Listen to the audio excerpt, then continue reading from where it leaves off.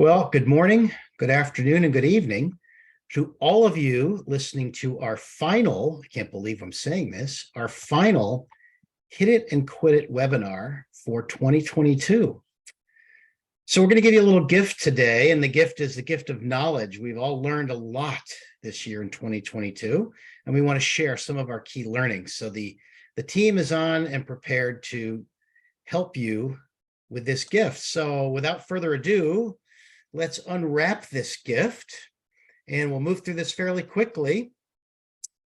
The first gift I'd like to give to all of you is one of the things that I learned this year is this whole conversation about, do we work from home? Do we not work from home? Do we have a policy about this? Do we not have a policy about this? And I can't tell you the countless conversations I've had with leaders about having a work from home policy, working from home, working in the office. And it really dawned on me, we're really talking about the wrong thing. It really isn't about location. And it really isn't about a policy. It's about a culture of autonomy. And so what we know is that autonomy is one of the key motivators of knowledge workers. It's one of the key things that bring people together to do work.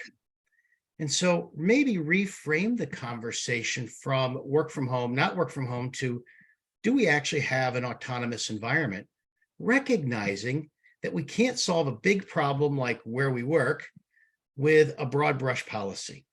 Autonomy is actually different based on level of experience. So if you think about autonomy and you think about differing levels of experience and differing levels of autonomy for experience, you actually don't have to have a policy at all. As a matter of fact, here's your policy. If you want people back in your office, give them autonomy and give them a reason to come back to your office. Jamie. Great. Thank you, Keith. And hello, everyone. And my gift to you is actually a question. Here's a question for you to think about. What did you do the last time a colleague or a client or even a loved one got upset? Not necessarily with you, but got upset. What did you do to help them? Well, if you're like a lot of us, you might have tried to solve their problem for them.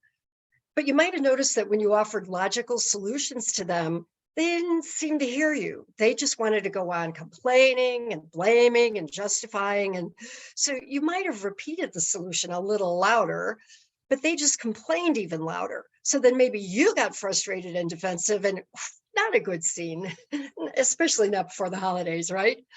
So here's a model you can use next time someone in your orbit gets defensive. Okay, we call it the IDEAS model, and that's the acronym for the 5 steps: inquire, describe, empathize, add alternatives, and then suggest a solution. Now, it's really important to follow this model in order. Here's how it goes. First, we inquire about the issue, we listen really carefully, and then we describe back to the person what we heard as closely to their wording as we can. And you would be surprised how many times you do this when you repeat back to them word for word what their issue was, and they go, oh, no, you don't really understand. It's really more like this.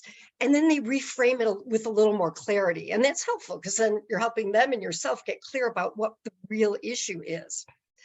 The third step is the secret sauce. And this is the one that is missing most of the time, and that's empathize. And it's quite simply telling them you understand why they feel like they feel. You validate their feelings. And as soon as you do that, then the door starts to crack open. They get more open. And now you can add alternatives, start talking about some options, get their feedback, and then at the end, suggest a solution. So really important to go in this order. Remember, empathize is the secret sauce. And remember that if you jump from inquire to solution, you're not going to solve the problem. So my gift is ideas, and with the reminder to have empathy. Brian? Thanks, Jamie. So my gift is about balance, and my gift is about organizational balance. And what we've often seen as an industry is we've worked across each other, not remembering to go back to understand why the firm exists in the first place. So we invest in a one way, we reward another, we develop a culture, we develop a plan, but how does it all work together? So what we've seen a lot this year is this focus on balance, this focus on being very clear about your mission. Why do you exist? Why was the firm started? Why do you all come to work each day? And then down to the next level, your vision of success. Where is everyone going? How well is that understood? For some of our clients, they have a plaque in their conference room that clearly lays out their mission. So for everyone, it's clear to see, clients and employees. Those two pieces work together to help define your culture. What are the rules of the road? And then help to define your strategy. Ultimately, what are the steps you're going to take to execute on your vision? Because those four pieces, your vision, your mission, your vision, your strategy, and your culture, define how you do everything else as an organization. And what you'll find as the workforce continues to change, being very clear about your mission and your vision are going to be imperative to attracting and retaining the key talent that you would like to help drive your organization. So my gift is thinking through as you approach next year, thinking through, do we understand our mission? What is our vision? How well have we defined our culture and our strategy? And how well does this all work together to help define who we are as an organization? Liz? Thanks, Brian. So my gift to you is to stop waiting for the new normal, right? Over the last almost 3 years, all we've been hearing is this the new normal? And every time we hit a milestone, people keep saying, well, this is now the new normal.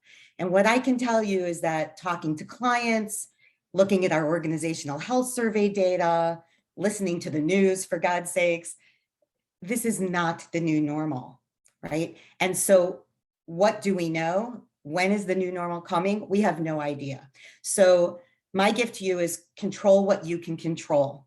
There are so many things that are impacting us getting to this quote unquote new normal, right? And I know so many firms want to know, what is this normal? As Keith was saying, all these clients keep saying to us, right? What are other people doing? How are people approaching this? Well, what I can tell you is that it's not the same for two organizations. It's different. And as the same with autonomy, it has to be different for different people in your organization.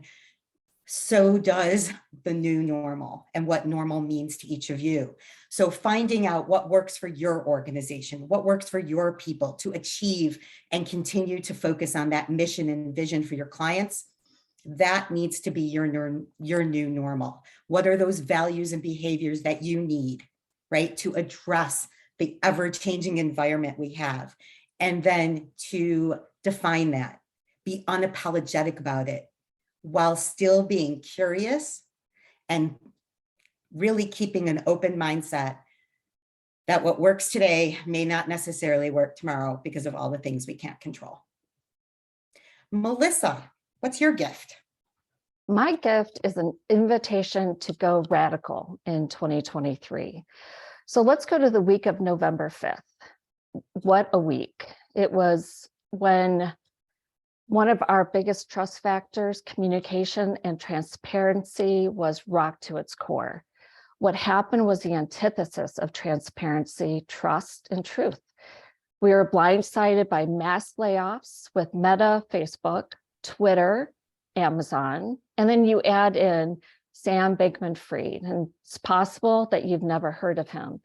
He's the king of crypto, and in under 2 days, the exchange that he created crashed, and this billionaire went bankrupt. And what do these events have in common? Well, a lack of trust and leadership. And I'm going to come back to that week in a moment. So my invitation is to go radical around transparency. And this is the way that we increase the openness in an organization, but with clothes on. It's the ability for each of us to speak our truth without fear of the consequences. Radical transparency is the opposite of legislated optimism, which is a Pollyanna type of messaging. Think of it as the CEO at the podium saying, thanks to you, XYZ is doing great. We're hitting our targets. We're growing in revenue. Meanwhile, the dog is dead and the cat is dying. What the CEO doesn't see are the eye rolls in the audience. So we smile on the outside while screaming, liar, liar, pants on fire on the inside. You see, our world is plagued by a very serious disease, alethiophobia. It's a fear or even dislike of the truth. And while alethiophobia sounds like a rare and serious psychiatric disorder, how many of us have told our employer what we thought they wanted to hear?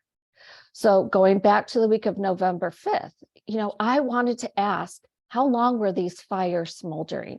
What were they pretending not to know? How did a gazillionaire go bankrupt in under 2 days?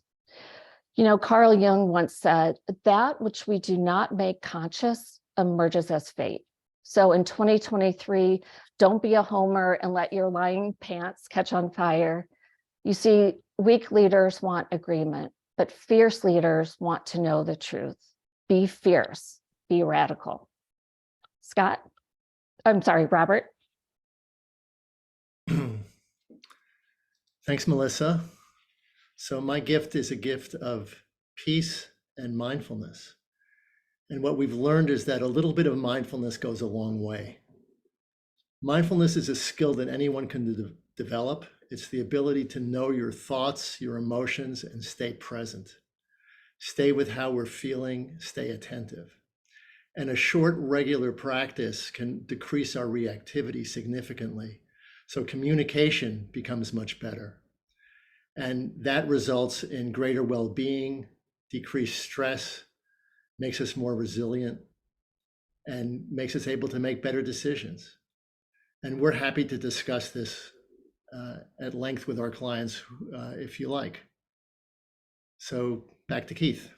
So Robert, I'm going to ask if you wouldn't mind, what would be a mindfulness practice that we could do right now with all of our participants in a very short amount of time? Well, if you all would like to sit up straight in your chairs and close your eyes and notice your feet on the floor. Notice your seat on the chair. Notice the clothes on your body. And notice that you're breathing. So you pay attention to your out breath. There's a little gap. Notice your in breath.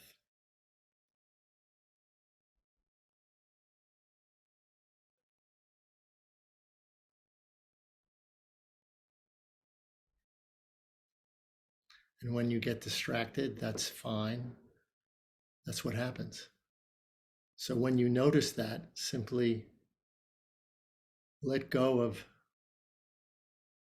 your thought. Come back to the breath.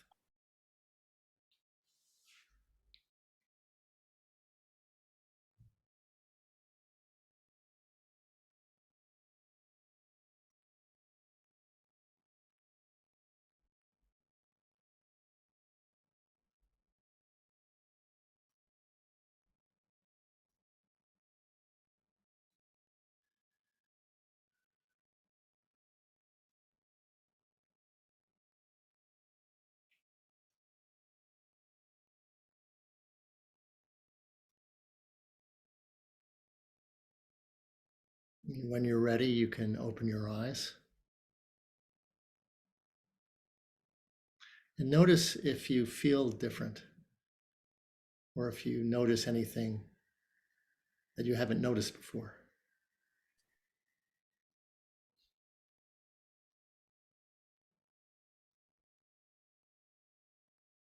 Keith?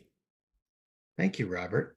So we're leaving you all with a little piece and the last gift, 5 extra minutes in your day, because you probably planned for 20 minutes. And here we are at 15 past the hour.